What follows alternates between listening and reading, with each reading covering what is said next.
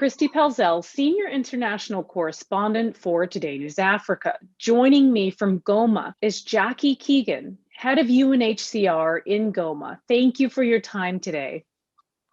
No problem. So 1 week ago, last Saturday night, a volcano in the Eastern Democratic Republic of the Congo erupted for the first time in almost 2 decades at Mount Nyiragongo, sending river of hot lava down towards the city of Goma, which is less than 10 miles away from where the volcano erupted, and thousands have fled. And so I want to get the most current numbers from UNHCR perspective. We started last Saturday night at about this time. We started to see that the light was the volcano above the light above the volcano was pink, was red, and then there were reports of lava coming out and being visible and people running. They started to make their way back in the morning as it became clear that the lava had stopped. But what happened on Sunday actually has then led to the events that gave us the governor's call to evacuate 8 neighborhoods in Goma on Thursday.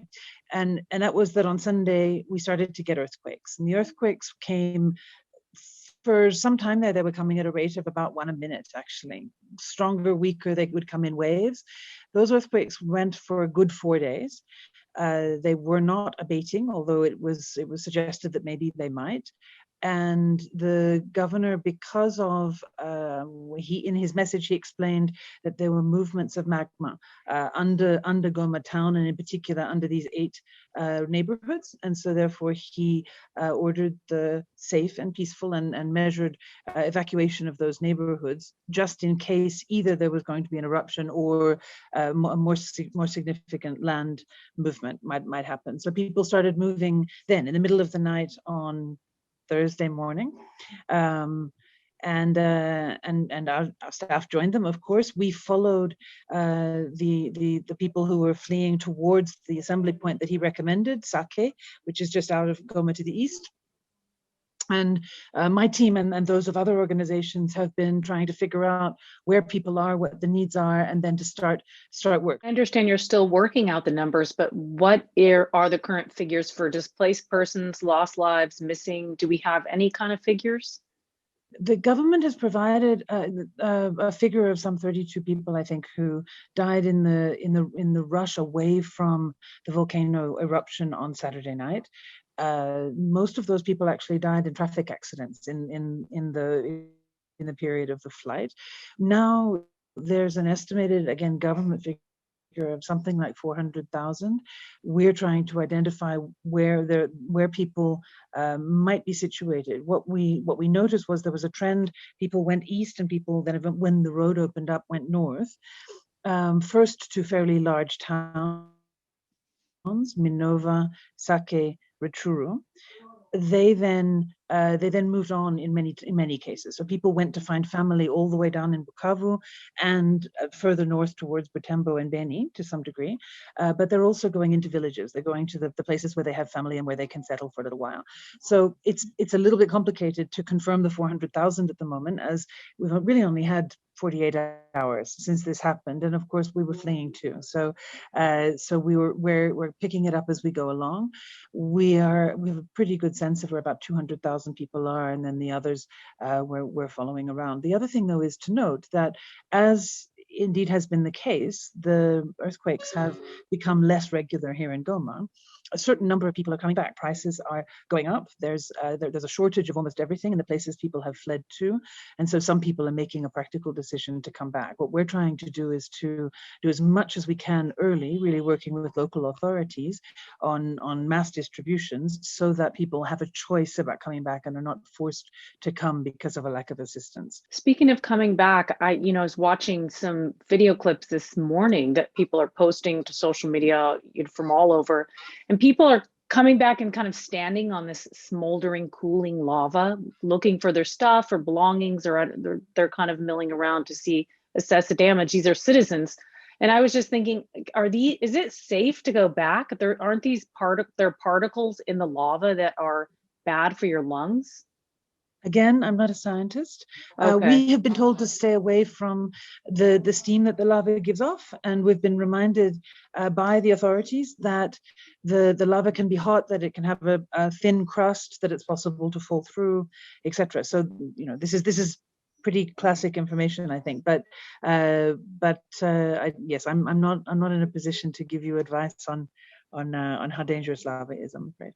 Really early on after this incident occurred, the U.S. Agency for International Development, USAID, they said that they would pledge $100,000 US dollars in emergency assistance for safe water. As I understand, some of the water pipelines were damaged, and there's also issues of cholera breaking out in the area, which I think is tied to access to clean water. How does cholera play into this, and how far is $100,000 going to reach? North Kivu is the size of a small country. North Kivu is massive, so it's an important donation. The $100,000 for early in the emergency, I imagine, was talking about trying to fix the water system that was damaged by the volcano when it went off on Saturday. And so, and which indeed risks cutting off water to a significant part of Goma town. So that's well over 1 million people, which would have an impact on all sorts of problems, waterborne diseases of all sorts. Don't forget, this is also an area where Ebola is endemic. So we're very careful about keeping our hands washed and hygiene in the correct direction. So if water were to be cut off to the town, that would have a significant impact on safety here in the town.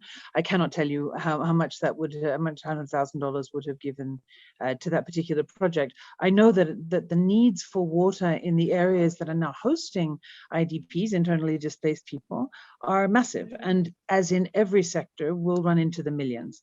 We would, a basic emergency shelter for 15 or 20,000 people will cost something like $2 million. So that would be the same for every sector. It's an expensive country in which to work. The roads are not great. The services need to be built from scratch or rehabilitated to a very significant extent. And with insecurity, we need to make sure that we're accompanied at all times. We go in convoys and so on. So anything is welcome, and we can make good use of all donations, big and small. But it really needs to be a massive international effort if we're going to look at the water needs in hosting areas as well as in Goma City. Who is responding? Who is there with you arm in arm? The U.S. Embassy, military, France? Who is there side by side with you right now to address the emergency response?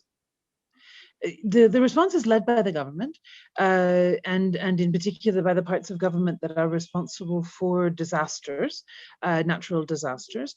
Local authorities from the territory level down. So we're in a province, and every administrative level down from there has local authorities who are all absolutely engaged, who have identified the individuals who are staying either in families or in collective centers in their areas, and who have identified what they're able to do themselves and what their communities are able to do themselves. The Congolese, despite all of the problems that we see here, remain incredibly generous. Certainly the US government is an important donor for many of us. Various European countries, the European Commission, the World Bank is here and very much engaged in some of the questions around infrastructure, etc. So it's a genuinely community effort. There are faith-based communities. There are all sorts of different actors, and are really putting their hands in their pockets. The Federation of the Red Cross, for example, was working on water today in collaboration with UNICEF in Sake, in this area just up the road. We're working with a number of NGOs, both national and international. So I think you could almost name a humanitarian organization present in the world, and they're here in some form at the moment. That's awesome that there's such a big response. So for people sitting at home, you know, in all of their respective countries who might be watching this video, what should they know about this event, and what do they need to know about UNHCR's role there and how they can support efforts? I think the first thing to understand, the key thing to understand about this situation is that while very, very scary and and disorienting and traumatizing for everybody involved. This is only one of a number of emergencies that is happening at the moment in North Kivu. We are all here. All of those organizations are here in order to support people who are affected by the security situation, largely by the conflicts, multiple conflicts that are happening. There are about 122 known armed groups in this region. The government recently declared a state of siege. There's a military governor been put in place by the government in order to be able to address the security situation. And there were as many as 450,000 people displaced already in North Kivu alone since January of this year. Many of those people had, even prior to being displaced this year, already been displaced. And so they're looking at multiple displacements. So we are using stock essentially that was designed to support them in the course of this year. And while absolutely we want to be there to help those who are running away from the volcano and who ran with really no notice, we are absolutely determined not to abandon those who are affected by crisis and conflict. And we will definitely need, all of us will definitely need an enormous amount of support in order to be able to repay essentially into our planning the resources that are needed so that we can accompany folks as they're displaced again and again because of the security situation. So UNHCR in an IDP situation, an internally displaced situation, is responsible for protection, so working on identifying incidents of protection, trends, perpetrators, and the sorts of things that we need to know in order to advocate for government and peacekeeping support on physical protection. We work on community-based protection, so we work with communities on identifying where they are at risk, maybe into community violence, for example, or the risk of sexual and gender-based violence, or people who sell sex in order to survive, etc. We are also responsible for the shelter cluster, so we coordinate shelter, not only our own construction, but also the work that others do. And also we work on the management and coordination of camps. And these things work together actually quite well in order to support communities that take in displaced people, and to work more and more closely with both community leaders and authorities on how they can improve their response capacity. So yeah, every penny counts. We go right down to the penny as to what we can do with donations, big or small. Thank you so much for your time today.